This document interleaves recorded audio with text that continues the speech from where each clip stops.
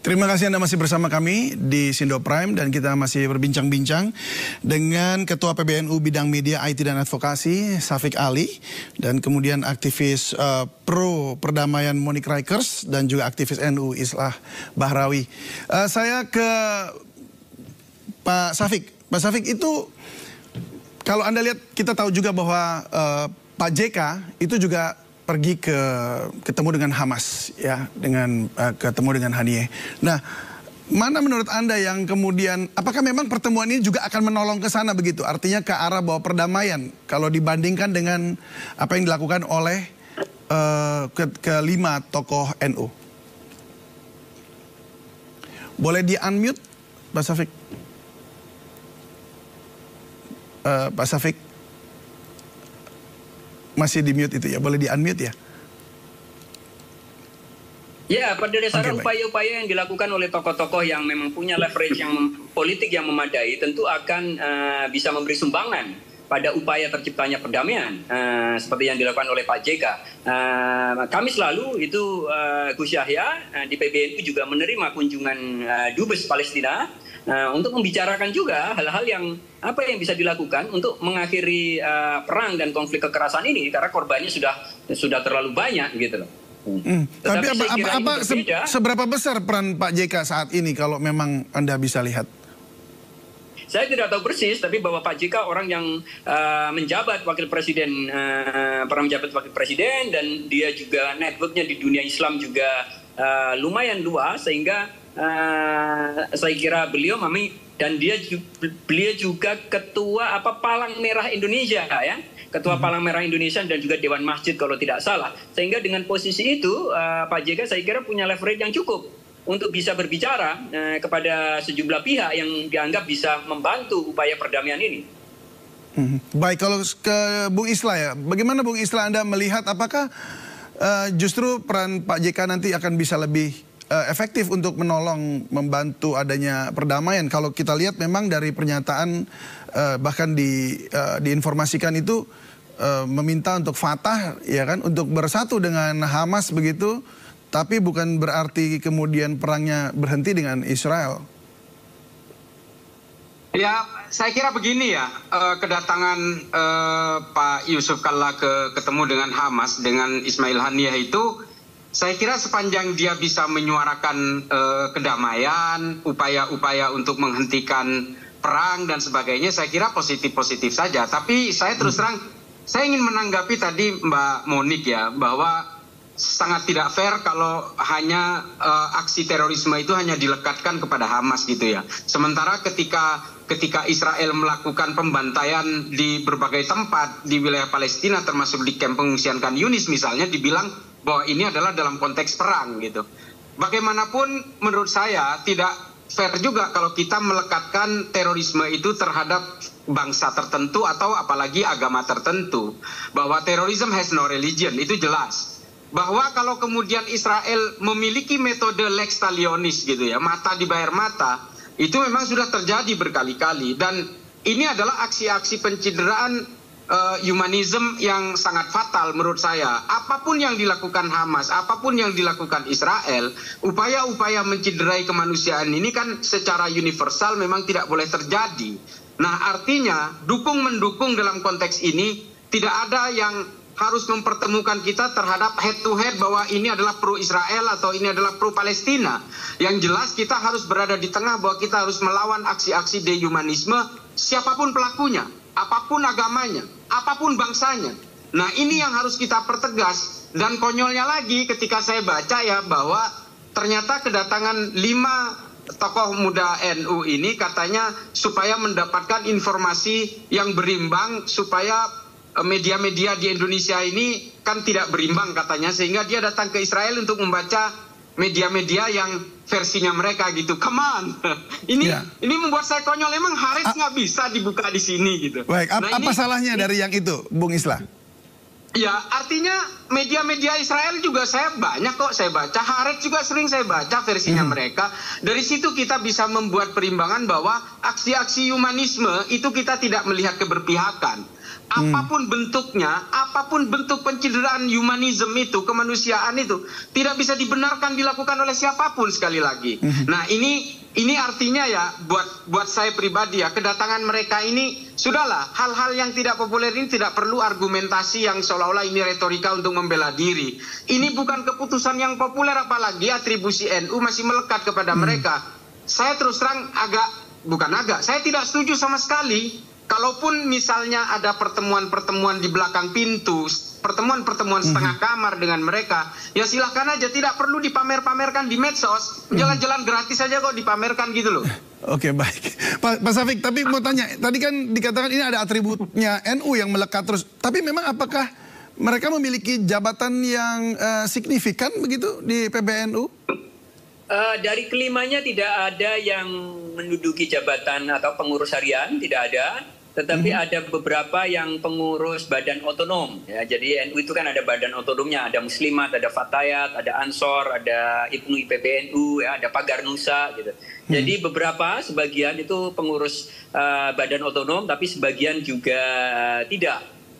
Sebagian ada yang dosen juga. Jadi memang kelimanya jelas dibilang bahwa mereka adalah kader-kader NU, tetapi mereka sebagian bukan pengurus dan nggak ada yang di pengurus harian. Jadi memang tidak berdinamika. Oh, baik, tampaknya agak sedikit terganggu. Ya, baik. Baik, terima kasih. Saya mau ke Bu Monik untuk mendengar bagaimana tanggapan Bu Monik mengenai apa yang tadi Bung Islah sampaikan begitu. Iya. Ada sanggahan Bu Monik? Iya, saya mau menegaskan bahwa kita harus tegas pada definisi terorisme. Kita tidak boleh menuduh atas dasar agama. Saya setuju. Tetapi yang dilakukan Hamas pada 7 Oktober 2023 adalah bentuk terorisme.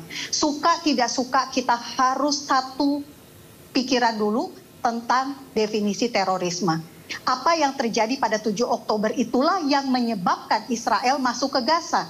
Kalau tidak ada peristiwa tragedi teror 7 Oktober yang menewaskan 1.200 orang dan sandra 253 orang yang masih ada di Gaza 120 orang, tentu Israel tidak akan masuk ke Gaza. Hari ini juga jika Hamas membebaskan, maka Israel akan keluar dari Gaza.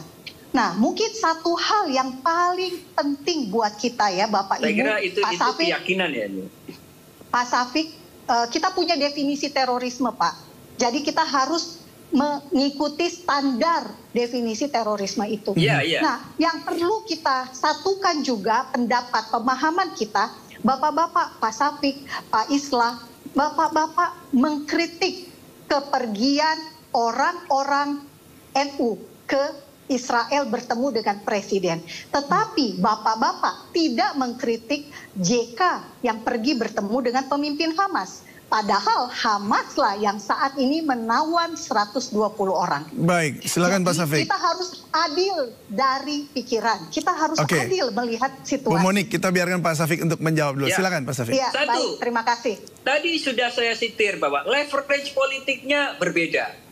Leverage politiknya berbeda. Bahwa ketika misal pemimpin sekelas JK atau misalnya Gus Yahya atau misalnya Menteri Luar Negeri gitu kan bertemu dengan salah satu atau dua pihak yang bertikai, tentu itu persepsinya akan berbeda, yang mampu dilakukan juga akan berbeda. Berbeda dengan teman-teman muda NU ini, kader NU ini yang memang ke Israel tidak punya leverage politik yang sama, sehingga kita menganggap bahwa tidak akan banyak upaya diplomasi yang berhasil dilakukan. Justru, jujur saja bahwa kami mencurigai itu bagian dari upaya Israel untuk menunjukkan bahwa ada banyak kelompok Muslim yang masih berdiri di sisi mereka. Karena kita tahu dengan kekejamannya, dunia sekarang sudah mengecam Israel. Sampai ICC juga mengeluarkan putusan, memang bukan hanya terhadap Netanyahu, tetapi juga terhadap pemimpin Hamas juga. Gitu. Artinya ini kita harus mendudukkan. Saya khawatir gini, Bu Moni, saya khawatir bahwa standing position ini tidak memungkinkan terjadinya perdamaian. Karena sekarang kita mau berdebat bahwa sudah sulit untuk mengatakan bahwa Israel sekarang hanya memburu Hamas. Hanya mengejar Hamas, pengen menetralisir Hamas. Sulit untuk dikatakan itu dengan sekian banyak bom yang dijatuhkan yang sudah meluluh lantakkan hampir semua Gaza. Ya, Bu Monik gimana? Ya, baik. Jika saya bisa sampaikan ya satu hal penting. Sekali lagi, Israel ada di Gaza karena masih ada tawanan. Jika Hamas membebaskan para tawanan 120 orang itu, hari ini juga bisa dipastikan Israel, pasukan pertahanan Israel IDF akan mulai di Gaza. Yang Ibu yakini saya kira agak sulit dipegang, gitu loh. Maaf, boleh saya telat? Karena inilah kesepakatan deal yang diinisiasi oleh Qatar, oleh Mesir dan juga oleh Amerika.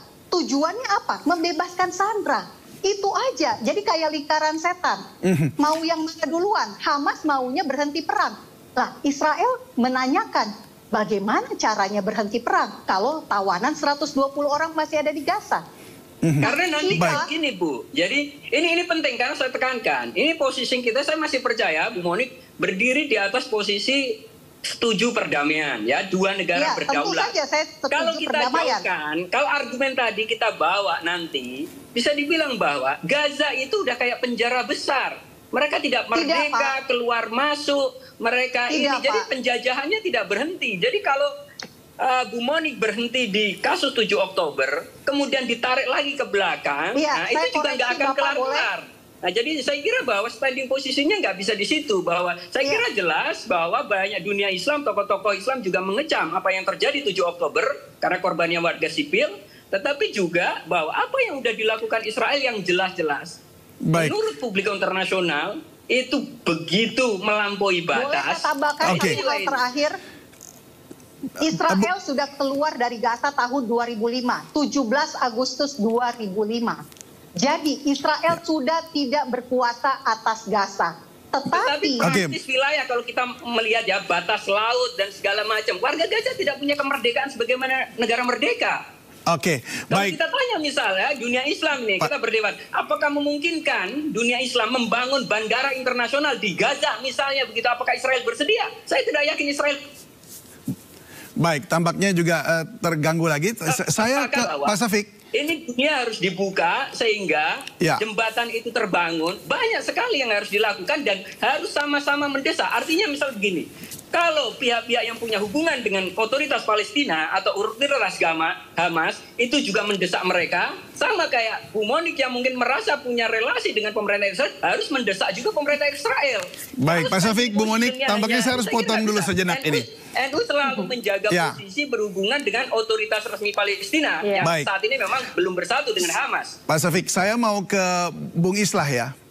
Tadi kita sudah dengarkan apa yang disampaikan oleh Pak Syafiq dan juga Bu Monik ya. Tetapi mungkin Bung Islah, kita ingin ada seperti apa namanya ya, sebuah kesimpulan dari perbincangan malam hari ini. Apakah memang perdebatan tadi, jika saja memang kemudian para tahanan itu kemudian dibebaskan, apa memang akan selesai, akan berhenti? Atau Anda punya pemikiran lain?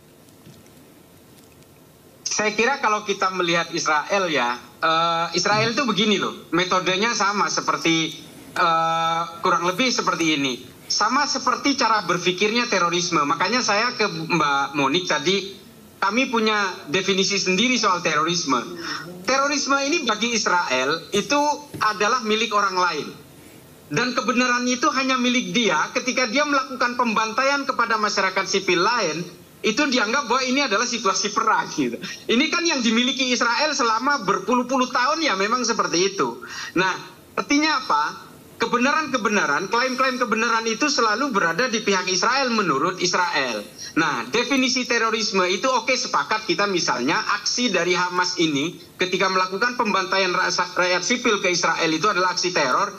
Tapi apakah kemudian kita harus membenarkan aksi pengeboman dan pembunuhan secara brutal terhadap rakyat Palestina itu kemudian kita anggap benar? Ya enggak juga, ini adalah bagian dari aksi terorisme. Jadi benar kata Igor Primorat itu, war on terrorism is another terrorism. Nah, dalam posisi seperti ini tidak boleh ada pembenaran-pembenaran apapun terhadap aksi pembantaian terhadap kemanusiaan. Nah, kalau kemudian Hamas ini dianggap teror misalnya oleh Israel, bukan berarti dia dengan secara membabi buta harus membasmi seluruh orang Palestina. Ini bukan war on terrorism, tapi memang ini adalah aksi-aksi dehumanism. Dan ini sudah seringkali dilakukan oleh Israel. Kalau Mbak Munik bilang kalau Sandra itu dibebaskan misalnya, dan menjamin tentara Israel akan pergi, ini sama saya tidak percayanya dengan cita-cita yang diusung oleh lima teman kami yang ke sana seolah-olah bisa memadamkan api pertempuran. Ini kita tidak, jujur saja ya, saya meragukan ini. Baik. Karena kita tidak berada di epicentrum konflik ini. Kita kan hanya mengamati dari luar. Kalau kita mengatakan, oke, ini 5 tokoh NU ini datang ke sana, mudah-mudahan bisa meredakan suasana. Ah, sudahlah, paus sekelas paus saja sama mereka itu di-ignore gitu. Baik. Itu tidak dianggap oleh Israel. Oke. Nah, Baik, Pak Islah, oke. boleh saya tambah? Baik, Bung Islah, Bu Monik, mohon maaf ini. Tampaknya memang kita pengen berbincang terus ya dengan Pak Syafiq juga. Tapi waktu pula yang harus menghentikan perbincangan ini. Boleh satu kalimat terakhir? Boleh, silakan. Tapi boleh disingkat saja, Bu. 30 detik silakan. Iya. Saya ingin bertanya kepada mungkin Bapak-bapak pernyataan yang ada di saja, studio. Saya Bu Monik ingin ya. menanyakan secara retorik dan kepada seluruh penonton yang menyaksikan acara ini. Jika keluarga Anda diculik, ditawan oleh teroris, apa yang Anda lakukan? saya boleh tanya.